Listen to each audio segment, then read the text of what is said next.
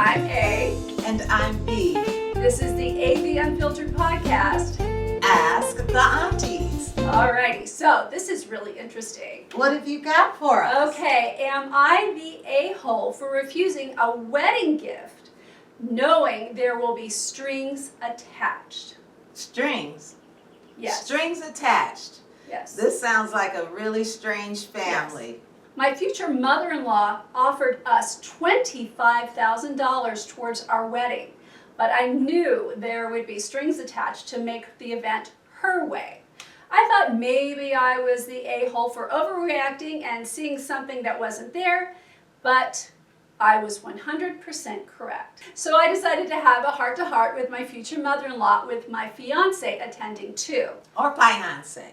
Or fiancé. Like Beyonce. Yes. I told her that I missed the relationship we used to have, but it's become strained because she has not respected the choices we have made for our wedding. We explained that we aren't depositing the check until we have this conversation and we're all on board with how to move forward.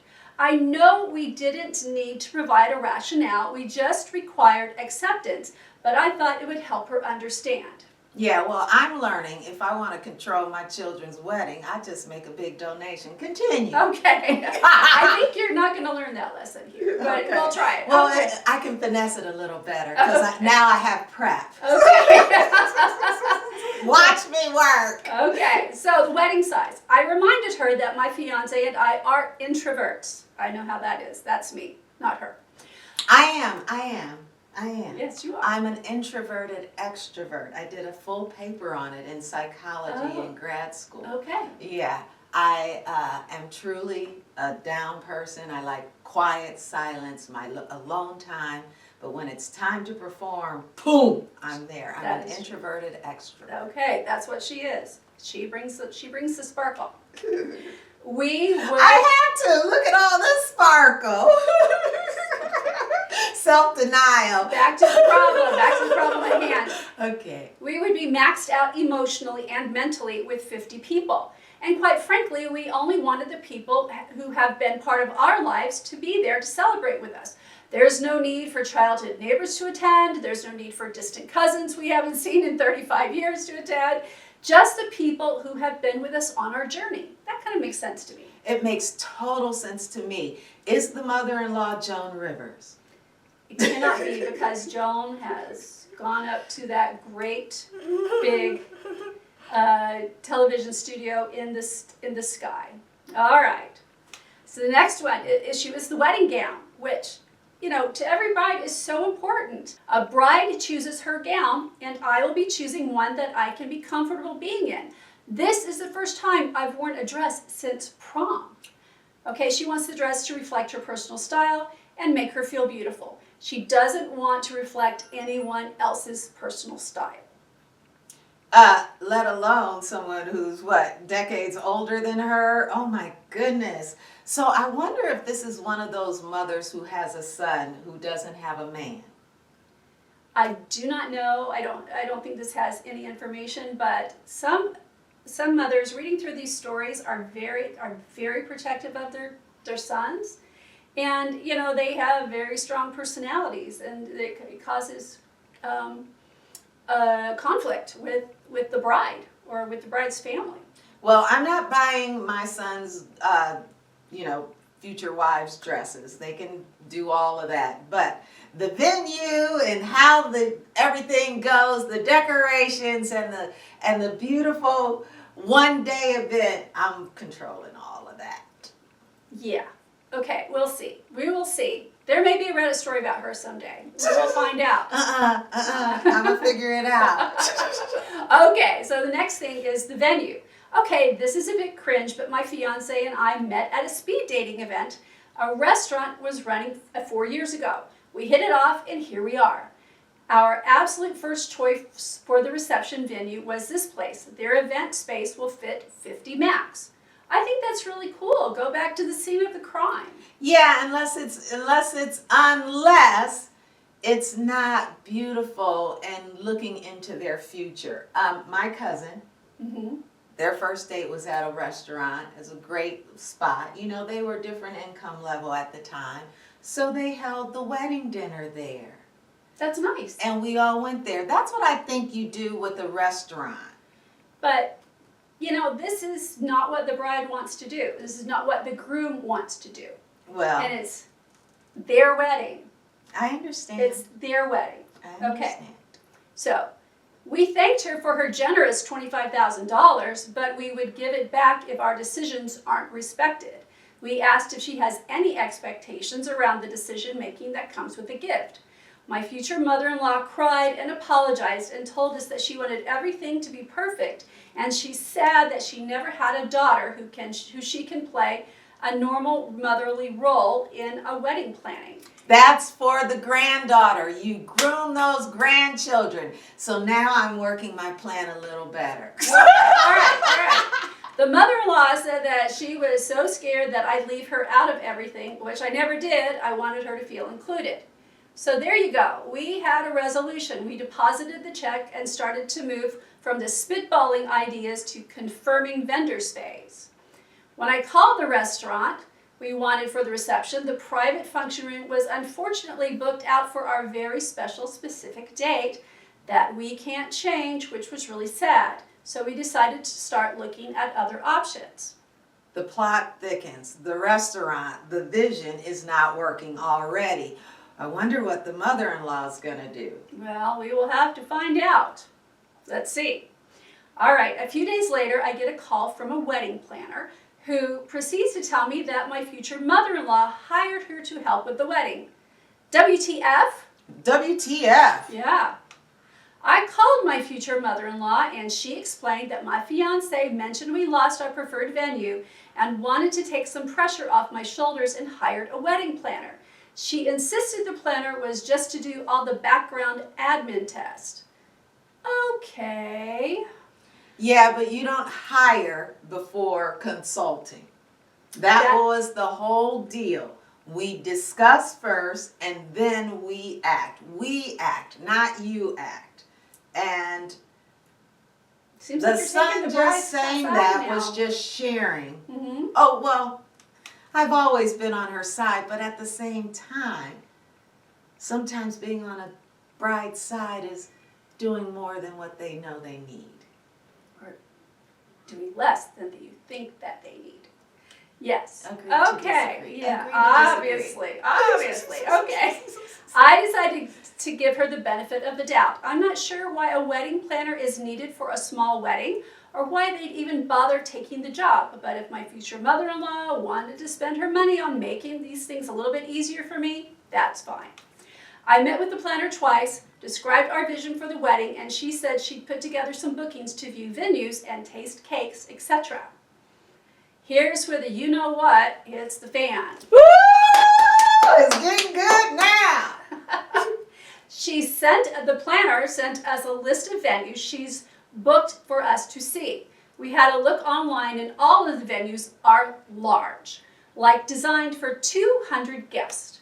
We're confused, and when we went to the first appointment yesterday, my fiancé joked that 50 people won't need this much dance room. The planner looked confused and explained that future mother-in-law contacted her last week to explain we were considering expanding the wedding and would need a bigger space than originally planned. Okay, the future mother-in-law has called everybody. She has told everybody about the wedding. She has invited more people, and y'all, ooh, this woman, she might not even get to see her grandchildren. She's messing it all up. She is messing it all up here. So what happened? The bride and groom-to-be got home, and the bride called her mom and cried to her that this is just all too bleeping much, and we are now considering eloping. My mom's spidey senses tingled, and she called the original restaurant we wanted and was like, I'm calling about an event my sister is planning, and she's so forgetful. I just want to confirm that she's booked the private function room. It's for blank date, and my sister's name is blank, which was mother-in-law's name that she gave. Ooh, ooh, ooh, this mama knows what to do. Well, I know you gotta love a mama with spidey senses. Okay, well, guess what? You guys, she says, this B word booked the bleeping venue out from under us. She booked it and paid a deposit to secure it so we couldn't have it. I can only imagine she did this to slowly convince us to book a larger venue and host a larger reception. My fiancé called her and tore her a new one. He told her she's no longer involved in any aspect of the planning. We will not be working with her planner. All vendors will be password protected, and she's lucky she's even still invited, and will only be attending as a guest. No speech, no mother-son dance. He also told her that if she interferes at all again, she won't even be allowed as a guest. We transferred the money back to her account. But they're taking the room on that date, which she provided a deposit. So that's the only contribution she got to make, is the deposit to hold the space. Yeah, but it was a backhanded deposit. So they did transfer the money back to her account. She might decide to take the deposit back. We don't know, because she seems kind of spiteful. She's not, because she's still gunning for that mother-son dance. She's getting ready to start being all coochie coochie, lovey lovey. I told him I am going no contact, which I think is the smart thing to do. I don't really want her there, but I will be polite on our wedding day because I don't want drama, which I believe the mother-in-law will bring. But then I'm back to no contact for good. And he, the fiancé, is backing her up 100%, which is great because so many times you read through these stories and the boyfriend, the fiancé, the husband will not back up his wife or fiancé or girlfriend when it comes to the stuff that's being pulled by the in-laws. So the fact that this guy is really standing by her, he's a keeper as far as I'm concerned. You know, planning a wedding is very, very stressful, and I got very lucky. I had a small wedding.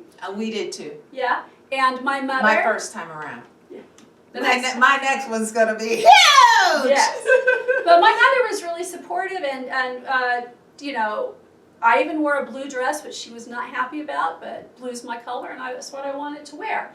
And so the best thing that you can do is to support the bride. You may not agree with her choices, but if you want to have a really lovely experience and you want your son to be happy on his special day, it's not your special day, Mama, it's his. That wasn't her thinking. She wanted her special day. Yes, and that happens a lot. She wanted to control, and she's probably been like that all along. Man, you brought up a really good point, the most important point of all. This couple got closer. They supported one another 1,000%.